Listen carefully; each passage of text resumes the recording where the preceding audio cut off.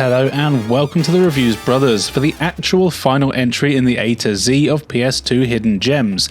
It's been a mammoth task looking at 270 games for the system that don't always get talked about. We've done all the letters, so all that's left are the numbers. Don't worry, I'm not going to do one video per number. Instead, here we'll look at 10 games that start with a number that you might want to check out. Now how about I shut up, you press that subscribe button, and for the last time in this series, we take a look at some games. First up, here is 18 Wheeler from Sega. This is a conversion of an arcade game that I actually used to play quite a lot in the arcade at my local bowling alley, and it's very much a guilty pleasure. It's a very simple racing game, and it's more of a time trial really. Basically, you pick from a selection of truckers who each have their own trucks and stats with speed, toughness and torque, and the torque determines how well you control in off-road situations, by the way. Once you've done that, you go through a series of time trial races against another trucker. Your objective is simply to deliver your goods around America within the time limit and hopefully faster than they do. And boy, you must have some impatient customers because the time limits here are extremely tight, even on the easiest difficulty. You've got about a minute or so to make each of the checkpoints on any given stage, and for most of them that means you pretty much have to do a perfect run every time to get through the level. As you're driving on big highways, there are a ton of other cars on the road that you need to avoid. Hit 2 or 3 of them and it's likely that you won't make it. There is a lot of memorization that needs to be done here. On top of that, there's other hazards like trees, lampposts, rocks, and even things like hurricanes, bad weather, and so on. I didn't beat a single level on my first try, and it honestly took me nearly 15 tries to beat the first stage. Now, there are certain vehicles on the tracks that you can crash into that will give you a few extra seconds.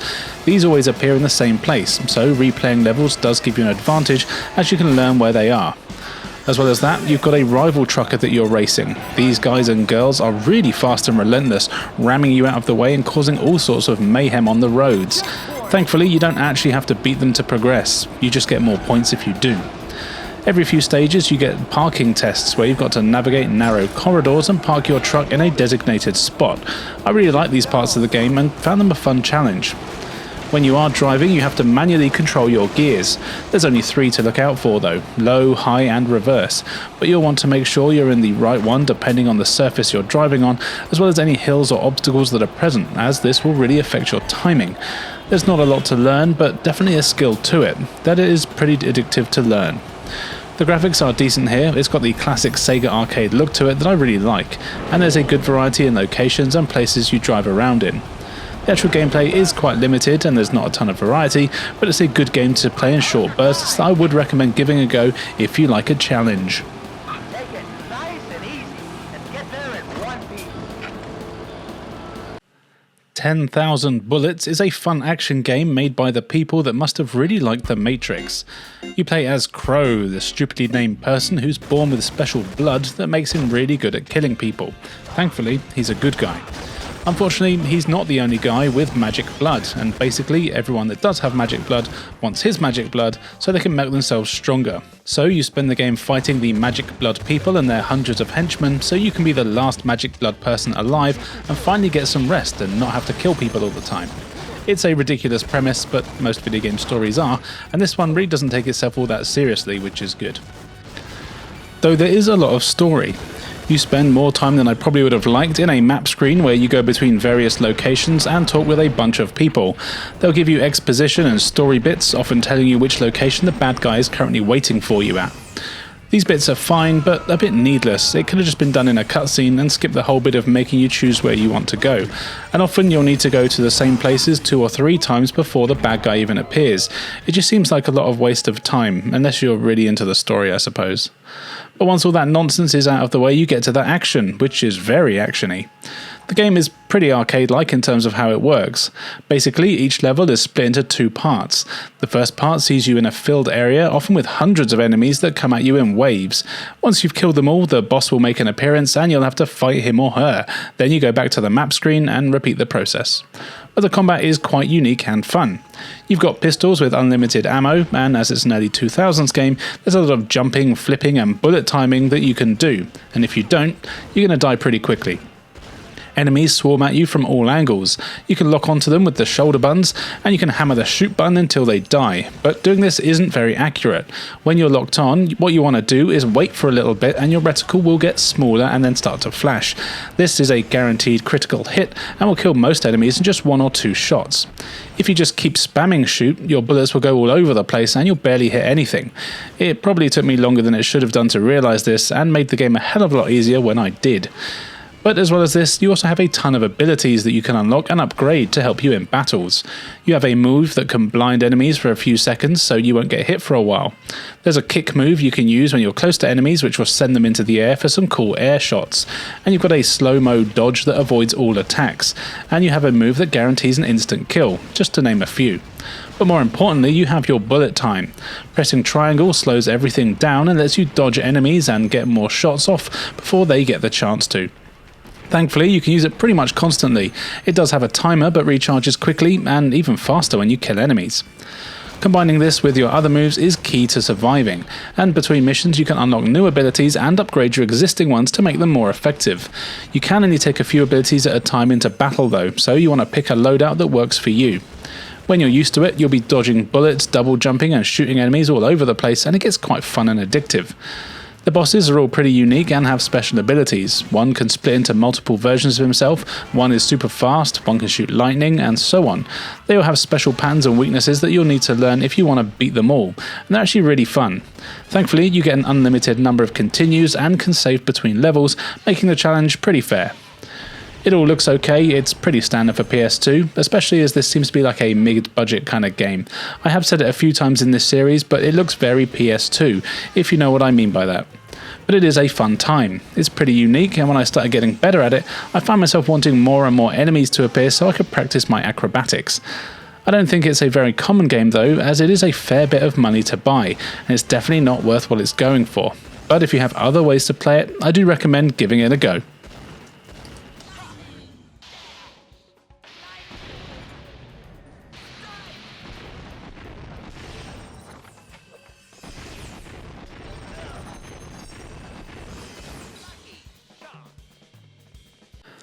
Fighting game time now with 3D Fighter Maker 2, a game that was only released in Japan. And it is just that. It's a fighting game that lets you create your very own 3D fighting character, and then you take on a bunch of other generic 3D fighters on what is actually a surprisingly good little fighting game. Just don't expect something like the big boy fighting games, okay? Creating a character is quite in-depth, which was kind of annoying for me as it's all in Japanese and I had to use my Translate app to go through all the menus, which takes forever. But if you have the patience or can read Japanese, there is a lot here to do. You can choose your character's gender, outfit, fighting style, of which there are a few. There's karate, wrestling, kung fu, and so on. You choose your moves, your looks, and so on. It's pretty cool. Then if you press the correct button, you save your character and take them into the tournament mode to fight a bunch of other fighters, including any others that you've created. Or if you're like me, you choose the wrong option and exit back to the main menu without saving your character, wasting nearly 40 minutes of time. Oh well. But even the pre-made characters are actually quite fun to fight with. They do a good job of showing a range of styles and fighting moves that are available, and actually the fighting and combos you can do are pretty good. You've got 2 punch and 2 kick buttons, as well as a throw and a block button. As you'd expect, doing various combinations of all these things will let you pull off different combos and attacks, and I had fun finding out combos and special moves, which can be done by double tapping directions or doing basic inputs. I'm sure the moves are explained in the character creation mode, but I couldn't read them, but they were easy to figure out. The graphics aren't particularly great, they're very basic, with simple character models available, but the animation is smooth enough, and I was surprised that the controls and hit detection were actually as solid as they were. If you want to make you and your friends to fight with, then this is well worth a look, and it would be a fun games night with a few buddies.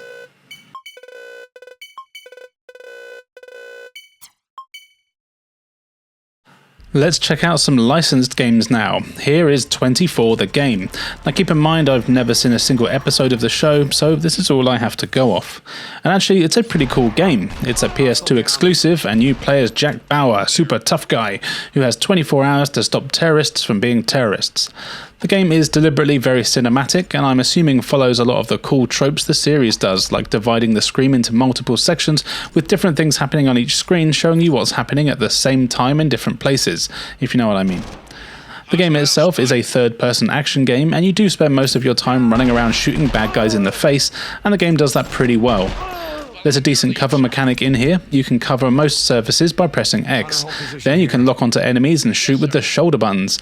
Aiming is easy, and you get a large reticle when you're locked on. This lets you aim for the head for an easy kill, or you can try and shoot their weapons out of their hands so they surrender and you can arrest them. But on all the missions I played, it didn't matter if you killed people or arrested them, so I rarely bothered with that. Each mission gives you a number of objectives which you can review by pressing select. These are often things that include finding various items, destroying things, or of course killing anyone that's in your way, but it is well done. There's a good variety of weapons here, and you also get health kits and other key cards as you play. Switching between them all and using them is very quick and easy, and the game really does feel like it had actual effort and thought put into it. You get to control a few other characters too, depending on the level, and sometimes you're undercover, which is fun, but you basically still just need to shoot everyone in the face. There's even driving sections here to break things up, and you even get little mini-games for things like defusing bombs and so on. These are all pretty fun, and I especially like defusing the bombs. That was really cool. The story plays a large part here, as you'd expect, and there's a ton of really well done cutscenes. I believe they all have the proper actors too. They use the in-game graphics, which are actually really good for the PS2. There's a ton of detail, and although there is a bit of the uncanny valley, on the whole it looks very good and is quite gritty. None of the cutscenes are skippable, but you can pause them. In fact, this is the only game I know of that lets you pause these splash screens at the start of the game, rather than skip them, which made me chuckle. If you're a fan of the show, this is definitely one you want to take a look at, and honestly, even if you've never seen it like me, it's still a really fun, solid action game that I would absolutely recommend. Just doing my job, boss. If policemen aren't tough enough for you, then you'll want to turn to the world's toughest people, rappers. You thought that all that childish tough guy stuff they talk about in their music was all just talk. Well, you're an idiot, because here is 50 Cent Bulletproof, a game that shows you that they can back up all that gat talk. You play as Fiddy, who, along with his rapping crew that I know all the names of, there's Snuffles, Cake Licker, Bicycle Brad and Tim. You go on missions of vengeance after a friend of yours is murdered. And of course the only thing to do when someone murders is murder them back. Gangsters. But pointless plot aside, this is actually a pretty fun third-person action game, with lots of over-the-top shooting, killing and swearing, and I actually have a load of fun playing this. The majority of the game sees you exploring in industrial-style environments with your crew until a bunch of enemies spawn in. Kill them all and move on.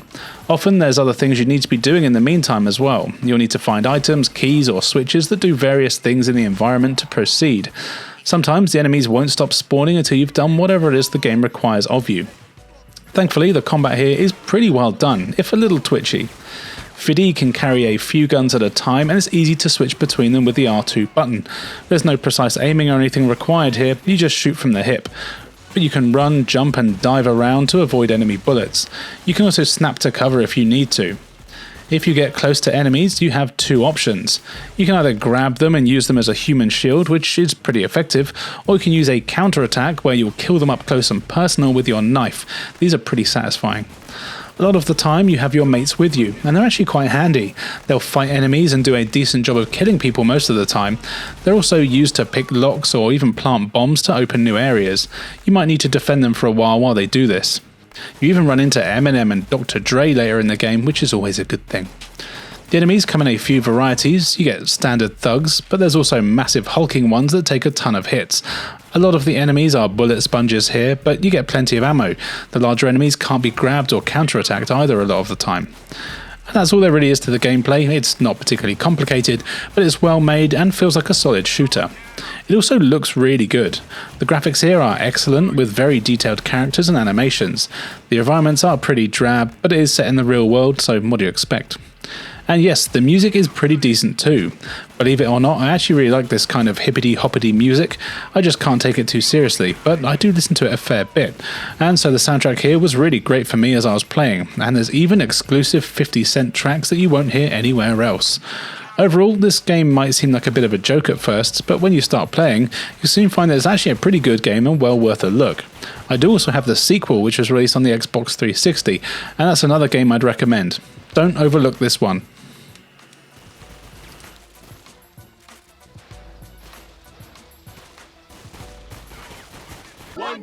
Time for a pirate party with One Piece Pirate Carnival.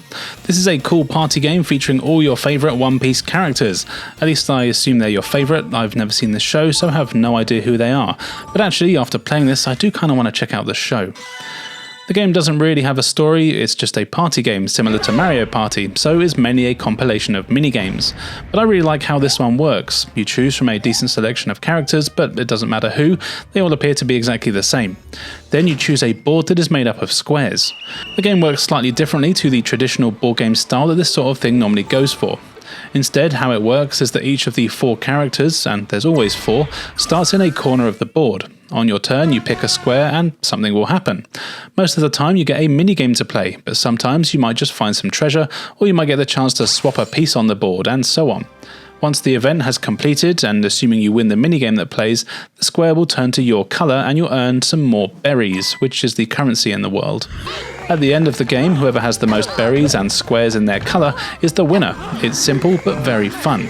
But of course the main attraction here are the mini-games, and the dozen or so that I've played so far, I've got to say they're all quite unique and actually very fun to play.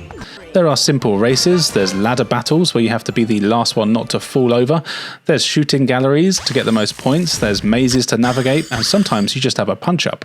I only played the same minigame twice in a few hours, which was quite surprising. Often you get to choose from a selection of games as well. What's cool is that depending on the game, sometimes you're split into teams, sometimes it's all against all, sometimes it's even 3 versus 1, where sometimes the person on their own has an advantage and other times they don't. I really enjoyed seeing what the game was going to do next. As you play, you unlock new boards to play on and presumably more games, though it didn't seem like the games are specific to any board. I do know that there are 30 in total, which is more than enough.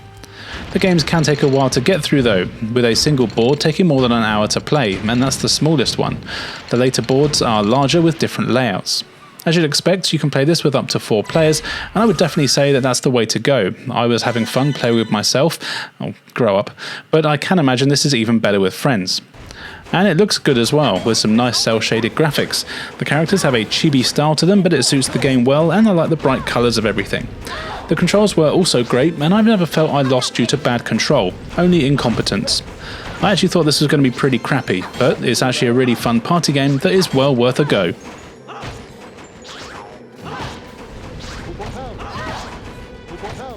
The last licensed game we're going to look at actually has a license to kill, and that is 007 James Bond Agent Under Fire. There's a good few Bond games for the PS2, and actually they're all pretty damn good. This here is your standard James Bond plot, but I don't mean that in a bad way. Sexy spy woman Zoe Nightshade has been doing some undercover work, and has been found out, so Bond is sent in to rescue her and presumably end up with some under the covers work of his own. Turns out an evil corporation owner, Nigel Bloch, is an absolute bastard and is harbouring a chemical weapon that will do all sorts of nasty business if Bond and Zoe don't have sex and stop him, specifically in that order. So, as with all good Bond outings, you set off across the world through a number of exotic locations, as well as enemy bases, big cities, embassies, and so on, where you've got a number of objectives on each level and you'll need to complete them to take the evil bastard down. And the objectives here are pretty fun and varied. You'll be rescuing hostages, hacking computer terminals, finding evidence, planting bombs, dealing with satellites, shooting people in the face and gonads, and more. The majority of the game is a first-person shooter, and it does play well. The controls and gameplay are all very smooth and fast-paced. I do recommend going to the options before you start though to change the control scheme. This game was before twin stick was the norm, so the default setting is really weird. Thankfully there's plenty of options to change to one that suits for you. Bond gets a decent array of weapons. There's plenty of pistols, shotguns, machine guns, stun guns, rockets, grenades and so on that you can use to blow people away. What is a little strange though is that you can see all the bullets you fire, and they're kinda slow. For real weapons they're pretty useless and they have to travel to enemies to kill them. This means it can be easy for them to get out of the way. Also there's little to no indication when you actually hit an enemy until they die. But really that doesn't matter, just keep shooting and they'll leave you alone eventually. You also have a few gadgets that you'll need to use in levels. There's a laser watch which can melt locks or metal panels, there's a grappling hook which is super handy and lets you zip around specific surfaces, you've got a hacking device that opens doors and things, and so on. What is a bit of a shame is that the levels are very linear, which can make you feel like you don't really discover much of your own. Instead, you're just going through the motions. But what I do really like are there are 007 moments hidden in levels. These are easy to miss points where you can shoot or interact with something that does something different and cool and gives you plenty of bonus points for unlocking new weapons, characters and levels for single and multiplayer modes. For example, if there's a group of enemies, instead of shooting them all in the face, just be on the lookout for something explosive that can kill them all in one go. Or sometimes you will see a shelf or something above an enemy, shoot that instead so everything falls down on the bad guy. These are fun to find and often only available for a short time, so you really have to be on the lookout for them and channel your inner Bond to find them all. As well as the first person levels, you also get on-rail sections where you're a gunner or something shooting down various enemies. These are fun and you have unlimited ammo, so can go crazy on their ass. And there's even driving sections where you're in control of the car or other vehicles. These are really fun and good to control. The game does a very good job of mixing things up in gameplay styles and the objectives, so it doesn't really get boring. It is pretty short though. I managed to play through the whole thing in less than 3 hours. Of course, I am a pro gamer, but still, you can up the difficulty for more of a challenge and to unlock even more stuff, so there is an incentive to go back. And though I didn't play it this time, I did used to play the multiplayer on here all the time on the GameCube back in the day, and I had a blast. The graphics here are fine, but nothing majorly special. Bond isn't based on any of the real ones, but he's pretty decent, and the weapons and environments are all fine, but won't blow you away. It does mean that it runs super smooth though. The game got a couple of sequels which are also excellent, so really you can't go wrong with any Bond game on the PS2 if you ask me.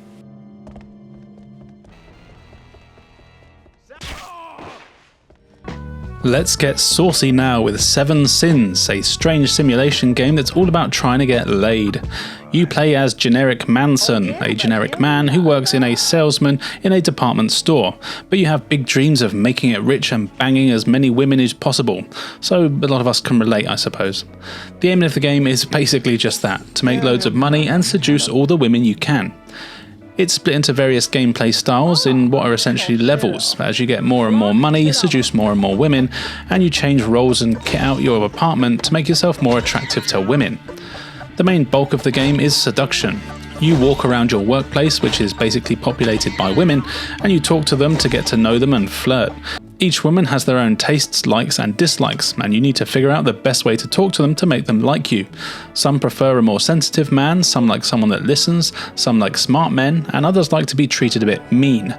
So you're given a bunch of dialogue options on what to say to the women, which will build or lower your relationship with them, and the higher it is, the better it is, for 2 reasons. Firstly, you're a salesman and you want to make a good rapport with customers, as it means you can sell them more expensive items and make good money. And of course, if they really like you, you can get them to take their clothes off and you have a bit of naughty fun with them either back at your place or somewhere secluded where you're working. But don't get too excited, you don't see any of the good stuff, only underwear. You do have to be careful though, as Generic Man, you only have 3 emotions: horny, angry and sad. Depending on what happens in the game and your discussions with these women, your meters will fill up. If any of them get to the top, you'll go mad and have to restart the level. For example, if you're getting particularly flirty with a woman, you'll become too horny. If you talk to a customer you don't like, you'll get too angry. Or if you get rejected too often, you'll get too sad. But you can combat these things by letting off some steam. Littered around the environments, there are various things you can interact with, and depending on what you do, you can reduce these various meters. If you're angry, you can go to the shop window and swear at passers-by, for example, or you can piss in your boss's office. These help to calm you down. If you're feeling sad, you can shout at your boss to make yourself feel better. If you're too horny, you can be a creep and watch the women getting changed and relieve yourself. All of these activities have little mini-games attached to them, and you'll need to do things like pee on targets or do a rhythm game timing button presses, or you might just need to move a cursor around to focus on certain areas, and you know what areas I'm talking about. You also have to be careful that you're not spotted. If you're doing these things while your boss is watching, you'll get fired and it's game over. Also, you get 7 sins. Basically, you can act badly 7 times before it's game over. This means you can just grab a woman's tits if you want to, or say something particularly rude to them, or it might be something like stealing money to boost your funds. Any more than 7 times though and you're done. You can actually do good deeds to reduce your 7, like doing your job actually properly, or talking to women like they're human beings, but doing these things often makes you sad or angry. Once you've got enough money, you can move to new areas of the city with more women and things to buy, but again, you still don't see any naughty stuff. In terms of gameplay, it's pretty shallow, and I don't think you're really made to take it seriously. The graphics are alright, but nothing special. The sexy animations are usually more funny than arousing. I feel like this is a game that some people will enjoy for its cheeky creepery, but if you're someone that gets offended by pretend things, then it's probably one you'll want to avoid.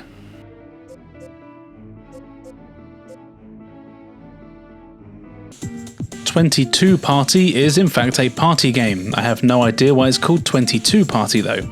And yep, it's a pretty simple game. It's a Mario Party style party one. I've said party too much, haven't I? Anyway, it feels more like it should have been a PS1 game, though that's not a bad thing. For some reason, it's all set underwater, and you pick from one of 4 characters that are all the same apart from looks. Once you've done that, you're set out to the bottom of the sea. You're presented with a large board filled with hundreds of spaces. A medal is randomly placed on the board, and you can take it in turns to spin the move wheel to see how far you get to move. You move that many spaces, and you've got to be the first to grab a medal. Then a new one is placed on the board. Repeat until you've run out of turns. But yes, as expected, each of these spaces on the board does do something different. There's plenty of mini games to take part in, and I really enjoyed most of the ones I played. There's races, ones where you avoid sharks, platforming games, fishing games, and more. The variety is quite good, and the only thing that's a bit of a shame is that you don't take part in most of them, really. It's all done on proximity, so as long as you're close to an opponent or two, then you will battle them. If you're not close, then you just have to wait till your turn while they have all the fun. Winning a game gets you a treasure, which is then counted up at the end of the game. The other spaces also give you various things, so you can find good or bad treasure. The good treasure adds to your score and the bad takes away from it. You might also find cards. These are basically power-ups like being able to move more spaces, having an extra turn, making an opponent skip a turn, and so on. You get a few choices from where you move, and it's often a good idea to plan your route beforehand. Something else you can do is return to your ship and exchange your treasure and junk for money. This is worth doing if you can, because at the end of the game you get bonus medals for who has the most treasure or who has made the most money and so on. Also, opponents can steal your treasure during the game, so returning it to the ship means they can't steal it from you, which is handy. And once all your turns are done and the medals are dished out, a winner is crowned. And that's about it. You can just play again if you want to. It does take a while to get through. It's just a shame there's not a bit more variety, as it is quite fun, though very random. It clearly is a budget game, you can tell from the graphics, sound, and overall presentation, but it's my boys at D3, and they're probably one of the best budget publishers around, or they were at the time. I really would say that this is worth playing with 3 mates. It can be a good laugh, but chances are you'll probably only play it a couple of times at most.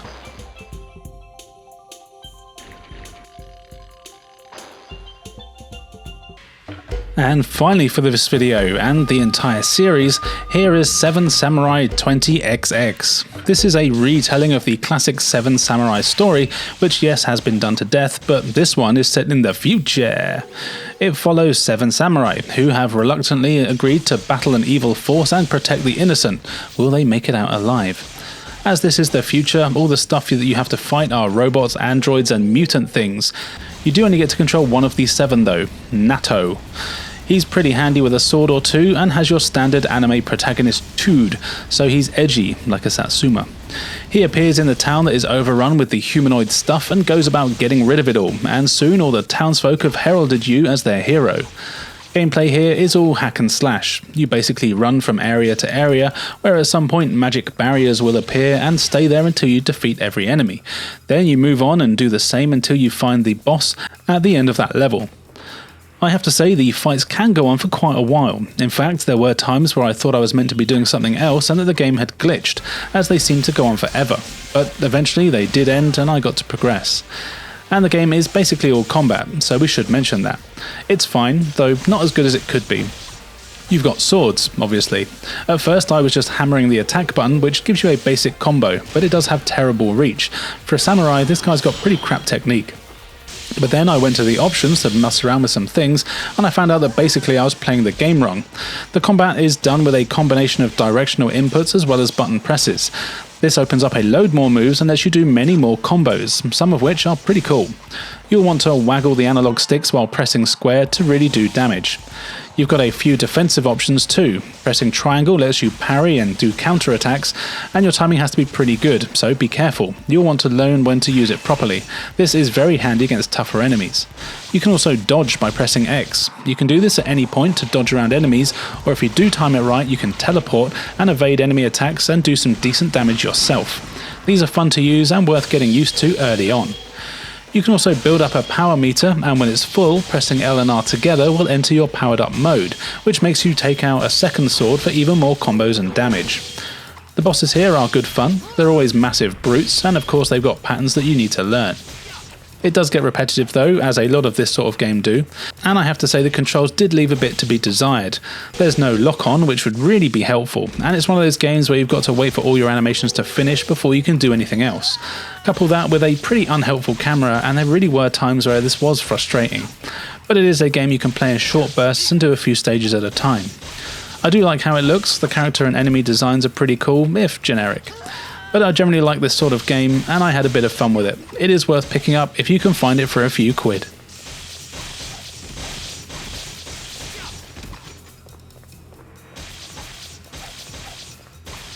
So there you go, 10 games for the PS2 that start with a number that you might not have played before. Which one is your favourite, and what other games could I have included? As always, let me know in the comments below. On screen now you can see where you can follow me, and I'd like to say a big thank you to my sexy patron Baked Buckle Bill. Don't forget you can be one too for even more exciting content. And I would like to say a huge sincere thank you to everyone who's been watching this series and any of my videos really. I couldn't have done it without your suggestions and feedback. It really is appreciated, and I'm sure there'll be a new series soon enough, though they are a lot of work, so it might be a little while, just to warn you. And now all that's left for me to say is thank you for joining us, and we'll see you next time.